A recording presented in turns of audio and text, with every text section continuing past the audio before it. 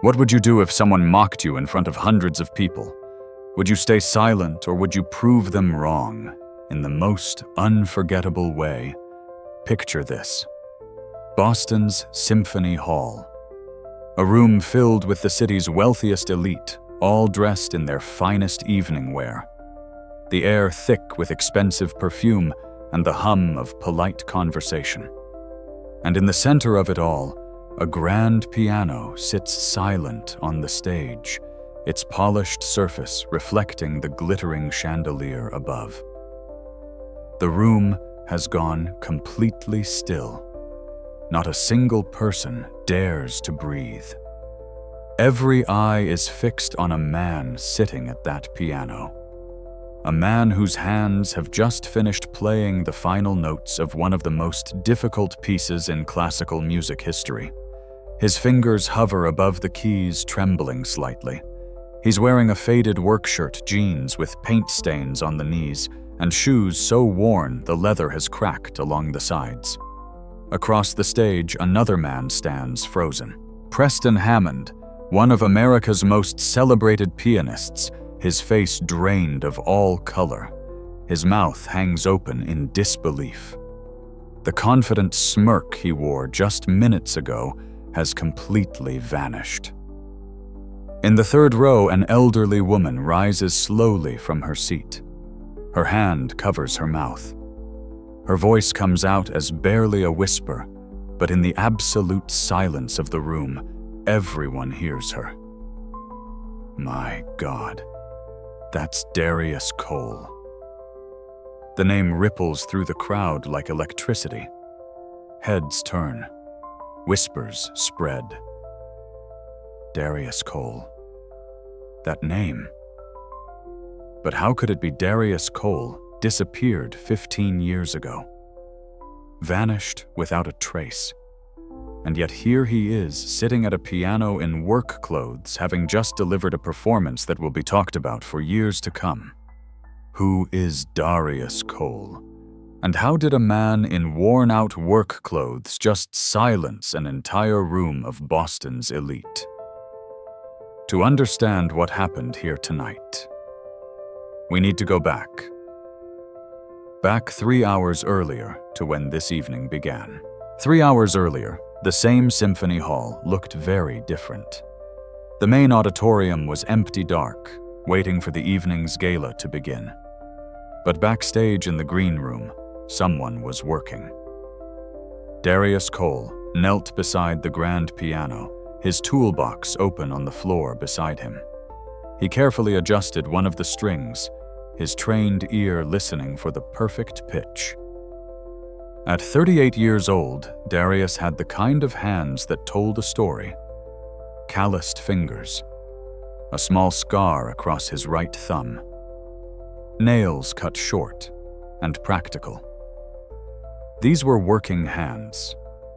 Hands that spent their days inside pianos rather than playing them.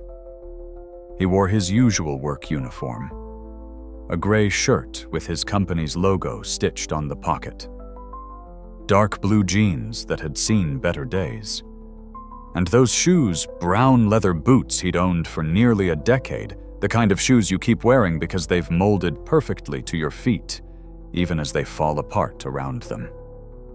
The piano was ready. Darius closed his toolbox and checked his watch. 6:15. The gala would begin at 7. His work here was done.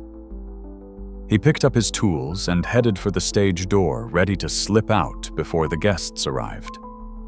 But as he reached the exit, a woman in an elegant black dress appeared in the hallway. Sarah Chen, the event coordinator. She smiled when she saw him. Darius, you're still here? Perfect timing. Just finished up, he said, lifting his toolbox slightly. The piano's all set. I know this is unusual, Sarah said, but we have a few empty seats in the back. Would you like to stay for the performance? Consider it a thank you for coming on such short notice. Darius hesitated. He never stayed for performances anymore. Couldn't. Too many memories. too much pain. But something about tonight felt different. Maybe it was the way the evening light came through the high windows. Maybe it was the fact that he'd spent the last hour with his hands inside a piano, that once, long ago, he would have given anything to play. Sure, he heard himself say. "I'll stay." Sarah's face lit up. "Wonderful. Just take any open seat in the back rows. The performance starts at 7:30. As Darius made his way to a seat in the back of the auditorium, his mind drifted to another time. Another performance. Another version of himself. 15 years ago, Darius Cole was a name that meant something in the classical music world. Not just something. Everything. He was the kid from Roxbury who shouldn't have made it, but did, and the son of a church pastor and a nurse, growing up in a neighborhood where gunshots were more common than piano music. His father, Reverend Thomas Cole, led a small Baptist church on Warren Street. The church had an old upright piano donated by a member who'd moved to Florida. It was out of tune and missing 2 keys, but to 8-year-old Darius, it was magic. He taught himself to play by ear, picking out hymns he heard during Sunday services. A teacher at his elementary school noticed. She called a friend who taught at the New England Conservatory. That friend came to hear Darius play. Within a week, he had a full scholarship to their youth program. Within a year, he was playing pieces that students twice his age struggled with. Within 5 years, he was performing with the Boston Symphony Orchestra. The critics called him a prodigy, a once-in-a-generation talent. At 17, Darius won the International Beethoven Competition in Vienna. At 19, he performed at Carnegie Hall. At 21, he signed with one of the world's most prestigious management agencies. His future was set. Recordings, world tours, everything a classical musician could dream of. And then at 23, everything changed. His mother, Catherine, was diagnosed with stage 4 pancreatic cancer. The doctors gave her 6 months. Maybe less. Darius made a choice. He canceled his upcoming tour. He turned down recording contracts. He moved back home to take care of his mother. His agent couldn't believe it. His manager threatened to sue. But Darius didn't care. His mother had worked double shifts as a nurse to pay for things his scholarship didn't cover. She'd sat in the front row of every performance since he was 8 years old. There was no decision to make. He spent 9 months with her, reading to her, playing piano in her hospital room when she was strong enough to listen, holding her hand as she grew weaker. And when she finally passed on a quiet Tuesday morning in April, something inside Darius broke. He tried to go back. He really did. He showed up for a performance at Symphony Hall 6 months after she died, sat at the piano, put his hands on the keys, and froze. Completely froze. He couldn't play a single note. The audience waited. The conductor waited. And Darius stood up, walked off the stage, and never performed publicly again. He became a piano tuner, a technician. It was the only way he could stay close to music without the pressure, without the memories, without the pain of what he'd lost. The house lights dimmed, pulling Darius back to the present. The gala was beginning. Guests filed into the auditorium, a parade of designer dresses and tailored tuxedos. Darius sank lower in his seat, suddenly aware of how out of place he looked. The event was a fundraiser for the Boston Arts Foundation. The program included a silent auction, a 3-course dinner in the lobby, and a special piano performance by Preston Hammond, one of America's most celebrated young pianists. Preston took the stage at 7:45. 32 years old, tall and lean, with the kind of perfectly styled hair that suggested a team of professionals had worked on it. He wore a custom black tuxedo that probably cost more than Darius made in 3 months. He carried himself with the easy confidence of someone who'd never been told no, never been denied anything he wanted. Preston smiled at the audience and launched into his introduction. He talked about his recent tour of Europe, his upcoming recording of the complete Chopin Nocturnes, his appearance at the Kennedy Center next month. Every sentence seemed designed to remind the audience how important he was, how lucky they were to hear him play. Then he performed. Chopin's Ballade No. 1.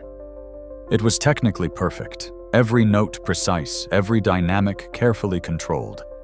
But to Darius, listening from the back row, something was missing. The music was correct, but it wasn't alive. It was like watching someone recite a speech they'd memorized perfectly, but didn't actually understand. After the performance, Preston stood for his applause. The audience gave him a standing ovation more out of obligation than genuine enthusiasm. As the applause died down, Preston noticed a man in the third row trying to catch his attention. The man's name was Walter Green. He was in his 60s, slightly overweight, wearing a tuxedo that didn't quite fit right. Walter had been a music teacher at Boston public schools for 30 years before retiring. He genuinely loved classical music, and he'd been excited to hear Preston perform. Mr. Hammond Walter said, his voice carrying a little too loudly in the quiet auditorium. "That was wonderful. I especially loved your interpretation of the Andante section. It reminded me of Rubinstein's recording from 1961. Preston's smile didn't reach his eyes. He looked Walter up and down, taking in the ill-fitting tuxedo, the nervous energy, the obvious excitement. Rubinstein, Preston said, his tone making it clear he found the comparison amusing. "I appreciate the enthusiasm, but I don't think someone with your background can really understand the nuances of what I was doing there." Walter's face fell. "Oh, I didn't mean to suggest—" "It's fine," Preston interrupted, waving his hand dismissively. "Not everyone has the training to appreciate classical music at a professional level. That's why we have concerts like this, to bring culture to people who might not otherwise have access to it." A few people in the audience shifted uncomfortably. Preston wasn't done. His eyes scanned the room and landed on Darius, still sitting in the back row in his work clothes. Preston pointed. "Take him, for example. I'm sure that gentleman back there is more familiar with tuning pianos than playing them, which is perfectly fine. We all have our place in the musical ecosystem, don't we? Some of us create art. Others maintain the tools." The audience laughed. A polite, uncomfortable laugh, but a laugh nonetheless. Darius felt heat rise in his face. His hands resting on his knees curled into fists. Walter tried again. "Mr. Hammond, I really didn't mean any offense." "None taken," Preston said, his tone making it clear the conversation was over. He turned back to the audience, ready to move on to his next piece. But something had shifted in the room. In the back row, Darius Cole sat perfectly still. His jaw clenched, his mind racing. He was remembering his mother's words, something she'd told him during one of their last conversations in the hospital. "Talent isn't about what you wear or where you come from, baby. It's about what lives inside you. And what lives inside you is something special. Don't ever let anyone make you forget that." Darius stood up. The movement was slow, deliberate. In the quiet auditorium, even the soft sound of his worn boots on the carpet seemed loud. Every head turned. Preston paused mid-sentence, surprised by the interruption. Darius walked down the center aisle, his heart pounding so hard he could hear it in his ears. What was he doing? He hadn't played in public in 15 years, hadn't even played for himself most days. But something about watching Walter being humiliated, about being mocked for his work clothes, about Preston's smug certainty that he was better than everyone else in the room, it broke something loose inside him. Walter recognized Darius as he approached. They'd met a few times over the years at various venues where Darius worked. Walter's eyes widened. He knew who Darius used to be. Darius," he whispered. "What are you doing?" Darius didn't answer. He reached the stage and climbed the short steps. Preston watched him approach with a mixture of amusement and confusion. "Can I help you?" Preston asked, his tone suggesting he already knew the answer would be no. Darius stood a few feet from the piano. Up close, he could see every detail of its construction. He'd tuned this piano himself just hours ago. He knew exactly how it would respond, how each key would feel, what kind of sound it would produce. "I'd like to play something," he said quietly. The audience murmured. Sarah Chen, the event coordinator, stood up from her seat near the front, looking concerned. Preston's amused expression deepened. "I'm sorry, but this is a private event, and I'm in the middle of a scheduled performance. You just mocked a man for appreciating music," Darius said, his voice steady despite his racing heart. "You suggested that people like us, people who don't wear expensive tuxedos, can't really understand what you do. I think that's worth challenging." Preston's smile was sharp. "Oh, you want to challenge me? The piano technician wants to show us how it's done." He gestured to the audience. "Ladies and gentlemen, it seems we have a volunteer. Someone who thinks he can play at the same level as a trained professional. Please be my guest. But I warn you, this is a very sensitive instrument. Try not to break anything." The audience laughed again, louder this time. Some of them looked uncomfortable, but others seemed entertained by the unexpected drama. Darius ignored them. He walked to the piano and sat down on the bench. His hands hovered over the keys. They were shaking. Not from fear exactly, but from adrenaline. From the weight of 15 years away from this moment. He closed his eyes, breathed, and remembered why he'd fallen in love with music in the first place. Not for the applause, not for the reviews, but for the feeling of connection, of expressing something that words couldn't capture, of reaching into his chest and pulling out everything he felt and transforming it into sound. Preston stood beside the piano, arms crossed, clearly enjoying himself. "So, what are you going to play for us? Please don't tell me it's chopsticks." Darius opened his eyes. He looked at Preston. Really looked at him. Saw the arrogance, the assumption that talent was something you could buy with the right teachers and the right connections. Saw the complete lack of understanding about what music actually meant to people like Walter, like his mother, like himself. List Darius said, "Hungarian Rhapsody No. 2. The murmuring in the audience grew louder. Several people who knew classical music sat up straighter. Hungarian Rhapsody No. 2 wasn't just difficult.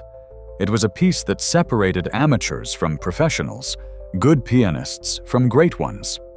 It required extraordinary technical skill, perfect hand coordination, and the kind of stamina that most pianists spent years building. Even among professionals, it was considered a showpiece, something you only attempted when you were absolutely certain you could pull it off. Preston's smile faltered for just a moment. "That's a bold choice for someone who tunes pianos for a living." "I'm aware of the difficulty," Darius said quietly. Sarah Chen stood up again, looking between Darius and Preston. "Perhaps we should—" No. Preston interrupted, recovering his confidence. "Let's see this. I'm curious now. Please go ahead. Show us what you've got." In the audience, Walter gripped the armrests of his seat. He wanted to stand up to stop this before Darius humiliated himself. But something about the way Darius sat at that piano, the calm certainty in his movements, made Walter stay quiet. Darius positioned his hands over the keys. The opening of Hungarian Rhapsody No. 2 began softly, deceptively simple. A few quiet notes that could lull you into thinking the piece would stay gentle. But Darius knew what was coming. The explosion of speed and complexity that would arrive within minutes, The sections where both hands had to move in perfect synchronization at impossible speeds, the jumps across multiple octaves that required both precision and power. His fingers touched the keys for the first time in 15 years, and for the first few seconds, he hesitated. The notes came out tentative, unsure. He could feel every eye on him, could hear the judgment in the silence, could sense Preston's smugness radiating from beside the piano. But then something shifted. Muscle memory took over. His fingers remembered what his mind had tried to forget. The piano responded to his touch exactly as he knew it would, because he'd spent an hour adjusting it to perfection. And suddenly he wasn't in Symphony Hall anymore. He was back in his mother's hospital room playing on the small keyboard they'd brought in for her. He was 8 years old, discovering for the first time that he could make sounds that meant something. He was 19 performing at Carnegie Hall with his mother in the front row. The tentative notes transformed, became confident, powerful. Darius's hands began to move faster, his fingers flying across the keys as the piece built in intensity. Preston had stopped smiling. He watched Darius's hands, his expression shifting from amusement to confusion to something that looked almost like concern. This wasn't supposed to happen. The piano technician wasn't supposed to actually know how to play, and he certainly wasn't supposed to be this good. In the audience, people had stopped whispering. A woman in the 5th row leaned forward, her champagne glass forgotten in her hand. A man in the 2nd row pulled out his phone, then thought better of it and put it away, not wanting to miss a single moment by looking at a screen. The piece continued to build. Liszt had designed Hungarian Rhapsody No. 2 to be a journey, a story told through music. It started quietly, almost questioningly. Then it grew, became more insistent, more demanding. The middle section was where most pianists struggled, where the technical requirements became almost superhuman. Rapid octave jumps, runs that required both hands to move in opposite directions at breakneck speed, sections where a single wrong note would be glaringly obvious. Darius's hands moved with a precision that came from thousands of hours of practice, years of training that his body hadn't forgotten, even if his mind had tried to bury it. His fingers seemed to dance across the keys, each note perfect, each dynamic exactly right. But it wasn't just technical perfection. Something else was happening, something that transcended the notes on the page. He was pouring everything into this performance. 15 years of grief, the loss of his mother, the guilt of abandoning his career, the shame of feeling like he'd wasted his gift, the anger at people like Preston who treated music like a competition rather than an art. All of it flowed through his fingers and into the piano, transforming into sound that filled every corner of the auditorium. The audience was completely still now. Not a single person moved. The piece had reached the section that many considered the most difficult in all of piano literature. A cascading series of notes that descended and ascended the full range of the keyboard, requiring perfect control and unwavering stamina. Darius's hands moved so fast they almost blurred. The sound was thunderous, filling the hall with wave after wave of complex harmonies. In the 3rd row, Walter had tears streaming down his face. He recognized what he was witnessing. Not just technical mastery, but something more rare. The kind of performance that reminded you why music mattered, why it had the power to move people in ways that words never could. Sarah Chen stood in the back, her hand over her mouth, unable to believe what she was seeing. She'd hired Darius dozens of times over the years to tune pianos at various venues. He was reliable, professional, quiet. She'd had no idea. None at all. Preston's face had gone from confident to confused to something approaching fear. He recognized this level of playing. He'd competed against pianists like this in conservatory, and he'd always come in second. Third, Never first. That's why he'd developed his stage presence, his personality, his way of commanding attention through confidence rather than raw ability. But standing here now, watching someone play at a level he'd never achieved, all of his carefully constructed superiority crumbled. The piece continued. Liszt had included a section near the end that was deceptively simple, a return to the quiet opening theme. But it required perfect control to pull off the ability to go from thunderous to whisper soft in seconds. Darius handled it effortlessly. His hands, which had been producing enough sound to fill a concert hall, suddenly became gentle. The notes floated out like a memory, like something precious and fragile. And then the final section. The grand finale. The part where the pianist had to summon every ounce of remaining strength and deliver one last explosive burst of sound before the final resolution. Darius's entire body was engaged, now, his arms, his shoulders, his back all working together to produce the massive chords that Liszt had written. The piano itself seemed to vibrate with the force of it. In the 7th row, Professor Eleanor Mitchell sat frozen in her seat. She was 73 years old, had taught piano at the New England Conservatory for 45 years, and had heard thousands of performances in her lifetime. She prided herself on being able to identify pianists by their playing style, their approach to phrasing their unique interpretive choices. And she knew this playing. She'd heard it before, years ago. Her mind raced back. When the technical perfection combined with that specific emotional quality, that way of making even the most complex passages sound effortless. She'd only heard one pianist who played like that. But it couldn't be. That pianist had disappeared. Vanished from the music world more than a decade ago. Professor Mitchell pulled out her phone, hands shaking slightly. She typed a name into the search bar.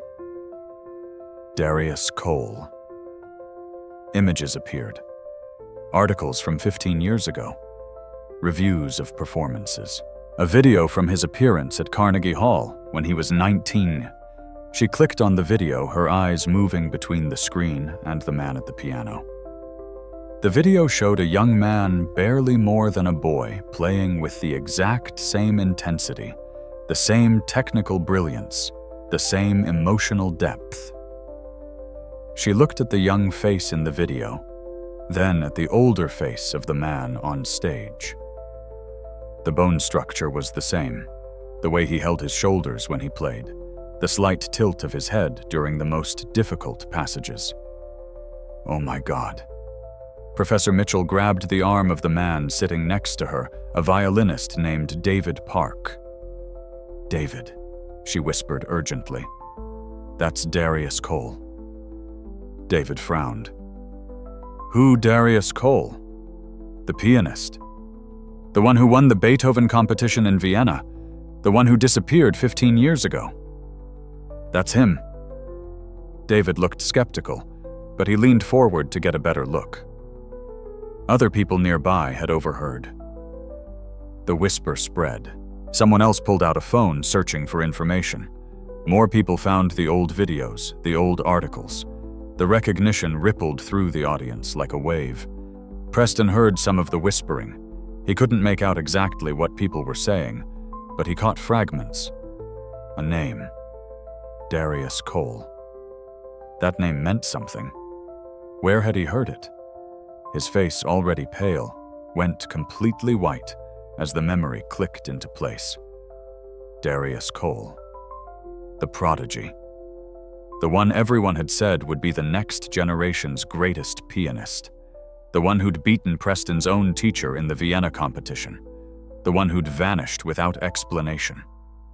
He looked at the man playing his piano, really looked at him, and saw past the work clothes and worn shoes, saw the unmistakable signs of someone who'd spent their entire life dedicated to music. the way his body moved with the piano rather than against it, the absolute mastery of technique that could only come from starting young and never stopping, the emotional depth that could only come from truly understanding what the music meant. Preston stepped back from the piano. He wanted to leave the stage to disappear, but he couldn't move, couldn't tear his eyes away from what he was witnessing. This wasn't just a good performance. This was the kind of performance that happened maybe once in a decade, if you were lucky. The kind that reminded everyone in the room why they'd fallen in love with music in the first place. Darius was completely unaware of the recognition spreading through the audience. He was lost in the music now in the final minute of the piece. His hands moved across the keys with absolute certainty, producing sounds that seemed impossible for a single instrument to create. The grand piano sang, roared, whispered, and thundered. And through it all, Darius poured out 15 years of silence, grief, and suppressed talent. Suppressed. The final chord approached. The last massive sound before the resolution. Darius's hands came down on the keys with tremendous force, producing a chord that seemed to shake the walls of Symphony Hall. And then the final notes. Gentle, quiet, almost questioning, as if asking the audience whether they understood what they'd just witnessed. Darius lifted his hands from the keys and let them rest in his lap. His shoulders slumped slightly. For a moment, he simply sat there, breathing, returning to himself. The auditorium was completely silent. Not a single sound. 5 seconds passed. 10. 15. And then, like a dam breaking, the applause began. But it wasn't polite applause. It wasn't the obligatory appreciation for a scheduled performance. This was something else entirely. People stood. Not just a few, but everyone. The entire audience rose to their feet, clapping with a force and enthusiasm that rattled the seats. Some people were crying openly. Others stood with their hands raised, clapping above their heads. The sound was deafening. Darius blinked, confused. He'd been so deep in the music that he'd forgotten where he was, forgotten the audience, forgotten everything except the notes. Now, returning to reality, he saw hundreds of people on their feet, saw their faces, saw the genuine emotion in their expressions. And he felt something he hadn't felt in 15 years. Not pride, exactly. More like recognition. A sense that he'd connected with these people, that he'd communicated something true and important through the music. He stood slowly, his legs unsteady. He didn't bow, didn't perform any of the usual gestures of a concert pianist. He simply stood there, overwhelmed by the response, by the release of tension he'd been carrying for so long. Professor Mitchell was still standing, tears streaming down her face. She'd seen thousands of performances, but this one would stay with her for the rest of her life. She looked around at the audience, saw people who moments ago had been laughing at this man who'd judged him by his clothes and his occupation, now giving him an ovation that would go on for minutes if someone didn't stop it. She couldn't stay quiet. Couldn't let this moment pass without everyone understanding what they'd just witnessed. Professor Mitchell raised her voice, projecting from years of teaching in large lecture halls. Ladies and gentlemen, the applause quieted slightly. People turning to see who was speaking. That was Darius Cole. The whispers exploded into gasps. People who'd been searching on their phones held up their screens to those around them, showing articles and videos. Darius Cole. The name was everywhere, suddenly filling the room with recognition and disbelief. Professor Mitchell continued, her voice shaking with emotion. For those who don't know, Darius Cole won the International Beethoven competition when he was just 17 years old. He performed with the Boston Symphony Orchestra, the New York Philharmonic orchestras across Europe.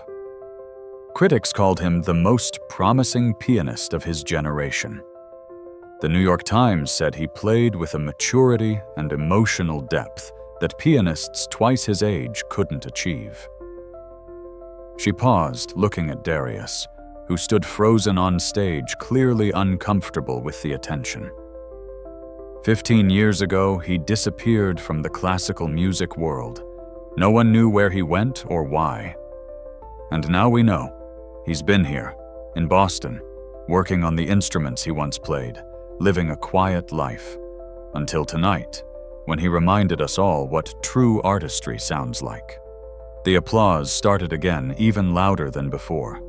People weren't just clapping for the performance now. They were clapping for the story, for the mystery solved, for the sheer improbability of what they'd witnessed. A janitor, revealing himself to be a prince. A hidden master, emerging from obscurity.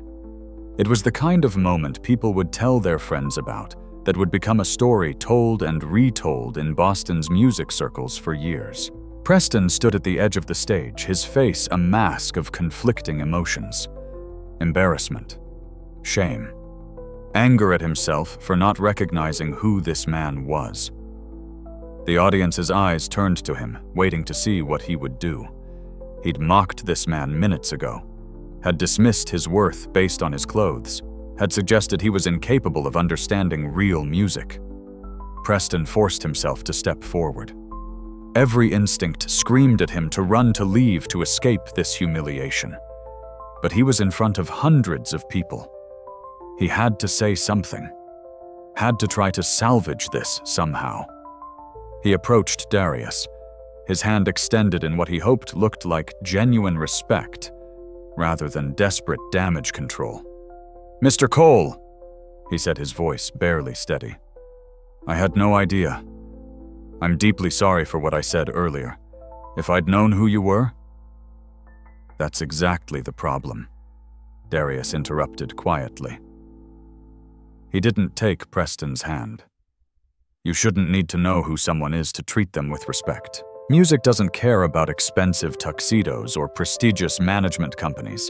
It doesn't care whether someone's performing or tuning. The music is what matters. The connection between the artist and the audience. The truth of what you're trying to express." He looked past Preston to Walter, still sitting in the third row, his face wet with tears. "That man you mocked earlier loves music more genuinely than most professionals I've met. He appreciates it. He understands it. Not because he has a degree from a conservatory, but because he's spent his life listening, really listening to what composers are trying to say. That's worth more than all the technical training in the world." Preston stood silent, his extended hand slowly dropping to his side. There was nothing he could say. No way to argue. He'd been completely and thoroughly shown up, and everyone in the room knew it. Darius turned away from Preston and walked to where Walter sat. He extended his hand, and Walter took it, standing on shaky legs. "I'm sorry you had to deal with that," Darius said softly. "No one should be made to feel small for loving music." Walter couldn't speak. He just shook Darius's hand, tears continuing to flow, his entire face radiating gratitude and amazement. The applause had finally begun to fade. People were sitting down, though many continued to stare at Darius, as if trying to memorize this moment. Darius walked toward the stage exit. He was done. He'd said what he needed to say, played what he needed to play. Now he just wanted to leave to process what had just happened in private. But Professor Mitchell intercepted him before he could reach the door.